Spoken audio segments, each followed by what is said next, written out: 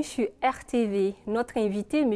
Haruna Dao, président de la coordination des mouvements et clubs de soutien au RHDP dans le Benelux. Le Benelux, pour rappel, regroupe 3 pays, à savoir la Belgique, les Pays-Bas et le Luxembourg. Bonjour, M. Dao. Bonjour. Et bienvenue chez nous. Merci beaucoup et surtout merci de me recevoir. Vous êtes le président des mouvements et associations de soutien au RHDP du Benelux qui couvre 3 pays, Tout à fait. la Belgique, les Pays-Bas. La Belgique et les Pays-Bas qui regroupent une forte communauté des Ivoiriens. Comment ça se passe là-bas? Alors, vous savez, comme je dis, le Benelux, vous l'avez très bien rappelé à l'entame de notre entretien. Donc ça recouvre la Belgique, dont Bruxelles est la capitale et la capitale aussi de l'Europe, les Pays-Bas et le Luxembourg. Les choses se passent plutôt bien. Nous sommes au quotidien auprès de nos militants et de la communauté ivoirienne de façon plus générale. Ce qui caractérise donc justement notre communauté au niveau du Benelux et spécifiquement de la Belgique, c'est cette forme de cohésion. Et ça, j'aimerais donc ici rendre hommage aussi donc à toute la communauté ivoirienne du Benelux qui vraiment fait preuve de cohésion chaque fois que nous sommes amenés à organiser des activités, quel que soit par ailleurs le bord politique auquel nous appartenons. Cette cohésion, c'est vraiment quelque chose de caractéristique de notre communauté. Et pour ça, j'aimerais ici dire vraiment tirer le chapeau à ceux qui ont la charge donc, de diriger cette communauté. L'ex-président de la Côte d'Ivoire, M. Laurent Gbagbo, demande une libération totale à la CPI. Les avocats de la Côte d'Ivoire s'opposent à la levée des conditions imposées à sa libération. Est-ce une stratégie efficace selon vous? Alors, une stratégie efficace, évidemment, M. Gbagbo est dans son droit en tant que justiciable d'intenter des actions pour recouvrer sa liberté. Je pense que les avocats de l'État de Côte d'Ivoire, en tant que partie civile, ont pour préoccupation majeure donc, de protéger les intérêts des victimes avant tout. Et évidemment, je pense que les démarches qui sont entreprises par l'État vont dans ce sens-là, en disant évidemment il est important aussi de défendre le point de vue des victimes. Est-ce que c'est une stratégie efficace? Évidemment, je pense que ce sont des hommes de droit qui savent mieux que nous comment ces choses-là marchent au niveau de la CPI. La préoccupation pour elle étant effectivement, comme je l'ai dit, que la voix des victimes compte au moment des décisions qui seront prises dans les semaines à venir. Parlons à présent de votre coordination. Combien de membres regroupe aujourd'hui votre mouvement et comment est-ce qu'ils sont répartis en Europe? Alors, donc, vous avez bien dit que le Benelux, donc c'est le Pays-Bas, le Luxembourg et la Belgique. La coordination donc, regroupe un certain nombre d'associations dont je citerai brièvement, de façon non exhaustive, Ado Solutions, le Monasco, comme je dirais, le réseau des jeunes cadres du RHDP qui vient d'être créé, avec qui nous avons commencé à travailler. Au-delà de ça, il y a tous les acteurs, on va dire, les associations de la communauté ivoirienne avec lesquelles nous travaillons en étroite collaboration chaque fois qu'il est question d'organiser des activités ou de les approcher pour passer le message, donc, le message du parti ou présenter le bilan du RHDP. En termes d'organisation très concrète aujourd'hui, nous sommes répartis non seulement sur l'ensemble du territoire belge, mais aussi donc, aux Pays-Bas. Au niveau de la Belgique, donc vous savez que la Belgique a une organisation étatique qui est très différente de la nôtre. Donc, nous avons 3 grandes régions en Belgique qui sont donc la Wallonie, la région Bruxelles-Capitale et la Flandre. Donc, dans toutes ces 3 régions, nous avons des représentations. Dans les grandes villes comme Anvers, comme Bruxelles, comme Gand, nous avons aussi des représentations que nous sommes en train d'implanter, comme Liège notamment, et également aux Pays-Bas. Très bientôt, nous continuons. J'aimerais bien souligner que nous avons entrepris une tournée auprès de nos militants déjà depuis le mois de novembre 2019 et qui continue. Donc tous les week-ends, nous sommes auprès de nos militants, que ce soit à Anvers, que ce soit à Bruxelles même, que ce soit à Gand ou dans d'autres villes de Belgique, afin d'entretenir donc la flamme militante chez nos militants, de la réveiller ou de la réactiver chez ceux qui avaient été atteints à un moment ou un autre par une forme de découragement ou de plusieurs raisons. Donc nous sommes très actifs aujourd'hui auprès de nos militants et c'est ce qui effectivement explique que, notamment lors de la rentrée politique du 2 novembre à Paris, la Belgique et le Benelux d'une façon générale a pu mobiliser une très forte délégation pour aller participer à cette activité qui marquait évidemment le coup d'envoi des activités de la direction exécutive adjointe en charge des militants de l'extérieur. Le parti a lancé l'opération d'adhésion e-militant il y a de cela quelques mois ici à Abidjan. A priori, il serait beaucoup plus aisé pour la diaspora de s'inscrire en ligne. Comment est-ce que ça se passe là-bas? Alors, les choses se passent plutôt bien, parce que vous savez aussi qu'à la suite, donc, à la suite de la rentrée politique du 2 novembre, le directeur exécutif adjoint, M. Diaby Lancinant, a effectué une visite à Bruxelles. Je crois que c'était dans le mois de décembre. Début décembre, pour essayer d'entamer effectivement des prises de contact avec la communauté, avec les délégations extérieures, notamment la délégation de Belgique. Suite à cela, effectivement, une série d'actions a été proposée, notamment la création des comités de base et des fiches qui ont été remises aux responsables locaux du parti, qui ont entamé, avec notre appui évidemment aussi,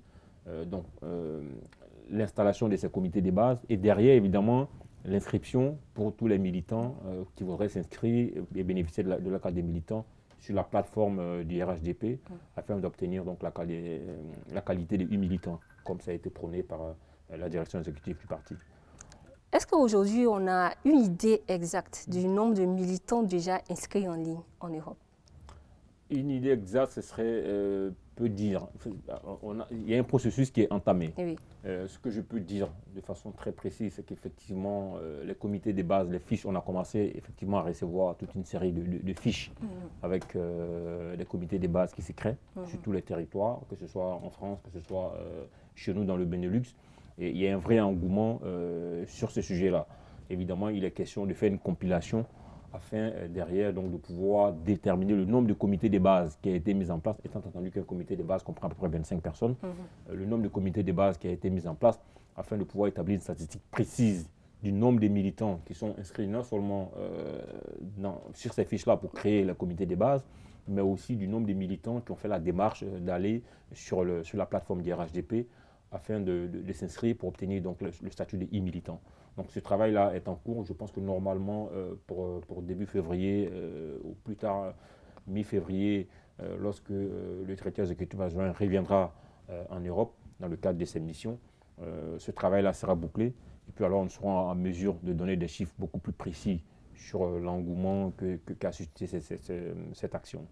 Monsieur Dao, quelle est votre stratégie d'implantation en Europe? Alors, j'aimerais quand même attirer l'attention sur un fait, c'est que le Benelux et notamment la Belgique aujourd'hui occupe une position très stratégique dans le cadre donc, du débat politique en Côte d'Ivoire.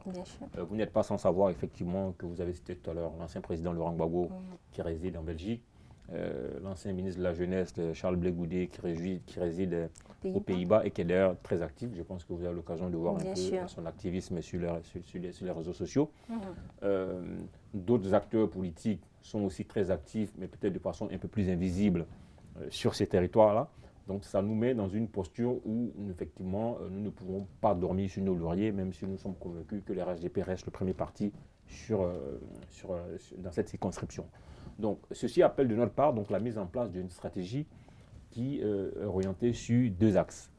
Le premier axe, effectivement, c'est vraiment de rester au contact de nos militants et plus généralement de la communauté ivoirienne pour non seulement faire passer le message du parti, relayer les messages du parti aux côtés de la délégation générale du RHDP du Benelux, avec qui nous travaillons en étroite collaboration, en bonne intelligence évidemment. À côté de ça, il y a un vrai travail aussi au niveau de la communauté internationale. Vous avez vu que M. Guillaume Soro a organisé une grande rencontre avec les acteurs politiques belges au mois d'octobre 2019. Évidemment, certains acteurs politiques ivoiriens ont choisi pour stratégie politique le dénigrement de leur propre pays. Je ne sais pas si c'est une bonne stratégie, c'est pas à moi de juger, mais en tout cas, beaucoup d'acteurs politiques se sont inscrits résolument dans cette stratégie de dénigrement systématique de leur propre pays et des actions menées par le gouvernement. À côté de cela, qu'est-ce que nous faisons? C'est d'apporter un autre son de cloche. Un autre son de cloche en rétablissant la vérité sur les faits, si les progrès qui sont réalisés en Côte d'Ivoire, parce que vous avez entendu le procès à Gikawe dire que l'indice de développement humain, par exemple, en Côte d'Ivoire, a baissé depuis que le PDCI a quitté le pouvoir. Il est loisible à tout le monde d'aller sur Internet, de se rendre compte que ceci est totalement faux. quand le PDCI quittait le pouvoir, on était à 0,394 de points d'indice de développement. Aujourd'hui, on est à peu près à 4, donc il y a un point de plus. Donc tout ça, ce sont des mensonges que nous prenons le soin d'expliquer à nos interlocuteurs. Vous avez vu que dans le cadre de nos activités, nous avons rencontré un certain nombre d'acteurs politiques belges, notamment la première ministre Sophie Wilmès. Nous avons rencontré le président donc, du mouvement réformateur, le MR, donc, qui est un parti libéral comme les RHDP, à qui nous avons eu l'occasion aussi d'expliquer tout le progrès réalisé en Côte d'Ivoire. Et derrière tout ça, c'est aussi de créer un rapprochement entre donc, ces partis libéraux européens et notre parti, le RHDP. Et tout ça, ce sont des choses qui sont plutôt en bonne voie. Évidemment, l'idée étant de rétablir la vérité des faits face donc, à l'activisme de certains hommes politiques ivoiriens qui ont choisi effectivement de salir donc, le pouvoir RHDP et le président Alassane Ouattara. Nous, derrière, nous rétablissons la vérité sur le bilan du président, sur le bilan du gouvernement conduit par le Premier ministre Amadou Bon Coulibaly. Et très souvent, je peux vous assurer que ce discours il est reçu de façon très, très enthousiaste par nos interlocuteurs. On a compris, vous êtes beaucoup actif là-bas en Europe, mais comment est-ce que vous arrivez à coordonner les choses ici, à partir entre la Côte d'Ivoire et l'Europe, avec la direction du parti? Comment est-ce que vous arrivez à mieux coordonner les choses? Alors, vous n'êtes pas sans savoir que notre parti est organisé au travers de sa direction exécutive par différentes directions exécutives adjointes en charge donc, de différents sujets. Pour notre part, évidemment, nous, en tant que militants de l'extérieur, nous répondons donc de la direction exécutive adjointe en charge des militants de l'extérieur. Nous avons eu la chance d'avoir quelqu'un, notamment M. Diaby Lancinant, de très ouvert et de très disponible, ce qui évidemment facilite notre action au quotidien. Comme je vous l'ai dit, nous travaillons en bonne intelligence avec donc, la coordination, avec la délégation RHDP du Benelux. Tout ça permet effectivement donc, de créer quelque chose qui nous permet non seulement de fluidifier le passage donc, de l'information et évidemment de pouvoir solliciter quand le besoin se présente l'appui de la direction du parti pour donner plus de contenu à certaines actions que nous entreprenons au niveau du Benelux. Le Benelux représente-t-il un enjeu stratégique pour le RHDP, surtout qu'en face, on sait qu'il y a une forte communauté du FPI? Évidemment, je reviens là-dessus. Le Benelux et plus spécifiquement la Belgique. Représente quelque chose effectivement, en termes de symbole de très, très, très important. Parce qu'évidemment, c'est le cœur de l'Europe. Et perdre une élection dans un contexte comme celui-là, peut être sujet à beaucoup d'interprétations. Évidemment, nous sommes tout à fait confiants du travail que nous faisons et qui a déjà été fait par ailleurs. Et il faudrait bien aussi saluer ici donc la délégation du RHDP et tout le travail qui a été fait donc, avec nous-mêmes, avec d'autres personnes là-bas en Belgique, depuis un certain nombre d'années. Qui fait que le RHDP a gagné toutes les élections depuis 2010 en Côte d'Ivoire. Ça, il faut le souligner. Est-ce que le RHDP a gagné les élections présidentielles en 2015 en 2015, en Belgique? Évidemment, oui. Évidemment, on est arrivé en 2010, en 2015, le RHDP a remporté toutes les élections. En 2020, il n'y a aucune raison que cela ne soit pas le cas. Nous y travaillons en tout état de cause pour que ce soit le cas. Et si possible que nous puissions remporter les élections au premier tour comme ça a été le cas en 2015. C'est à cela que nous attelons. Pour revenir effectivement sur la question que vous me posiez par rapport à la position stratégique, oui, j'insiste là-dessus. C'est une position très stratégique parce qu'il y a beaucoup de choses qui se passent de façon, entre guillemets, j'ai envie de dire, visible quand il s'agit d'aller parler aux militants. Et aussi, surtout, beaucoup de gens sont dans cette démarche, y compris quelquefois souterraine, de boycott ou de sabotage des résultats, notamment économiques en termes de gouvernance obtenus par la Côte d'Ivoire depuis qu'elle est dirigée par le RHDP, notamment par le Premier ministre, par le président Alassane Ouattara. Donc derrière, nous sommes très actifs sur le terrain et je pense qu'il n'y a aucune raison que si nous continuons à faire le travail que nous faisons aujourd'hui en bonne intelligence avec l'ensemble des mouvements et clubs de soutien, avec la délégation RHDP du Benelux, avec l'ensemble des acteurs de la communauté ivoirienne, que le RHDP n'arrive pas en première position pour les élections d'octobre 2020. Mais nous ne sommes plus, c'est la dernière question, nous ne sommes plus dans le même contexte qu'en 2015. Oui. Aujourd'hui, concrètement, qu'est-ce que vous faites pour garantir la victoire du RHDP dans ces pays-là? Alors, j'ai bien compris évidemment que nous ne sommes pas dans le même contexte et évidemment nous en tenons compte dans notre stratégie, dans notre approche. La première chose que nous faisons, et ça sur ça, moi je l'ai, il n'y a pas de tabou là-dessus, c'est vraiment de revenir vers nos militants d'abord. Le terrain. Sur le terrain, vers nos militants. Beaucoup de nos militants au niveau notamment de la diaspora, mais plus spécifiquement en Belgique, ont été atteints à un moment ou un autre par le découragement, par beaucoup de choses qui ont fait que la flamme avait un tout petit peu baissé chez ces militants-là. Et c'est ce travail qui nous paraît le plus important. Donc, tous les samedis, tous les week-ends, nous sommes sur le terrain. Tous les week-ends, nous sommes sur le terrain pour aller parler à nos militants. Au-delà de nos militants, nous essayons, autant que faire se peut, d'être le plus proche possible de la communauté ivoirienne dans son ensemble. C'est-à-dire que quand il y a des activités qui sont organisées par les associations, que ce soit des associations de groupements dans le cadre religieux ou culturel ou régional, nous faisons le maximum que nous pouvons pour être présents afin effectivement de manifester non seulement notre solidarité auprès de nos frères et sœurs qui sont dans ces associations, mais aussi de profiter de cette tribune-là pour présenter le bilan du président Alassane Ouattara. Et sur ça, j'aimerais quand même attirer l'attention sur un fait, que je passe quasiment autant de temps en Côte d'Ivoire qu'en Europe. Donc, sans aucune prétention, je peux dire que je touche du doigt au quotidien les réalisations. Vous savez, le week-end dernier, j'étais chez moi à Boundiali, dans le Nord, pour assister au concert d'Alpha Blondy, oui, qui nous a été offert gracieusement par le Premier ministre Amadou Bon Coulibaly, que j'aimerais d'ailleurs profiter pour remercier ici pour ce beau cadeau de Nouvel An qui a été offert aux populations de la Bagoué. Mais je vous assure que quand vous prenez le tronçon Boaké-Kanawolo, qui est quasiment un tronçon aujourd'hui complètement rénové, quand vous arrivez chez moi dans la Bagoué, vous voyez le tronçon Boundiali-Odiéné complètement bitumé, vous prenez le tronçon Boundiali-Fadia-Dougou pour aller à Kani complètement rénové, je dis, il n'y a pas de débat, on n'est pas dans la théorie ici, on est dans des faits. Et à côté de ça, vous avez une opposition qui est dans l'incantation quotidienne, qui font des promesses, qui sont tout le temps en train de décrier, mais derrière, rien de concret. Et nous, c'est ce message-là que nous portons. Quand nous rentrons, chaque fois que nous retournons au Benelux, nous disons à nos frères, mes frères, pour parler comme les Ivoiriens, ce qui se passe au pays, c'est juste extraordinaire. Parce que la Côte d'Ivoire est en train de se transformer, et c'est ça qui est important.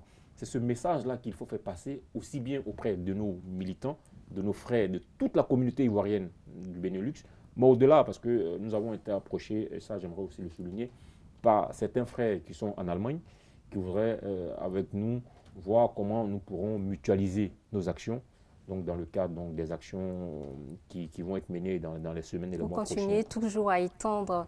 Étendre, vous savez que donc notre zone, elle est assez spécifique, hein, et ça, je vais peut-être terminer là-dessus. À côté du Benelux, vous voyez tout le nord de la France qui est aussi très frontalière, donc toute la zone de Lille, et donc nous avons un très bon contact avec les militants et les Ivoiriens qui sont dans cette zone. Vous avez toute la partie de l'Allemagne, effectivement, aussi, qui est très proche de nous, toute la zone du NRV. Bien sûr. Et donc, tous nos frères qui sont là-bas, évidemment, voyant les actions que nous menons, nous approchent, nous sollicitent tous les jours pour voir comment nous pouvons créer une synergie pour mener des actions d'envergure. Et donc, voilà, ce que j'aimerais dire, c'est que pour les mois qui restent à venir, nous n'avons qu'un seul mot d'ordre, c'est de rester sur le terrain, au contact de nos militants, d'aller chercher nos frères qui, un moment et un autre, se sont laissés prendre par des discours flatteurs qui ont été gagnés par le découragement à cause de ces discours-là, et pour les ramener à la maison et aller chercher d'autres frères qui peut-être n'avaient pas été avec nous, mais leur présenter le bilan du président Alassane Ouattara, leur présenter la transformation, la Côte d'Ivoire nouvelle qui est en train de se dessiner sous nos yeux, afin que ces gens-là puissent rejoindre donc les rangs du RHDP pour assurer une victoire éclatante au soir d'octobre 2020. Effectivement, on ne finit pas de compter les réalisations du président Ouattara. Merci, M. Dao, d'avoir répondu à notre invitation.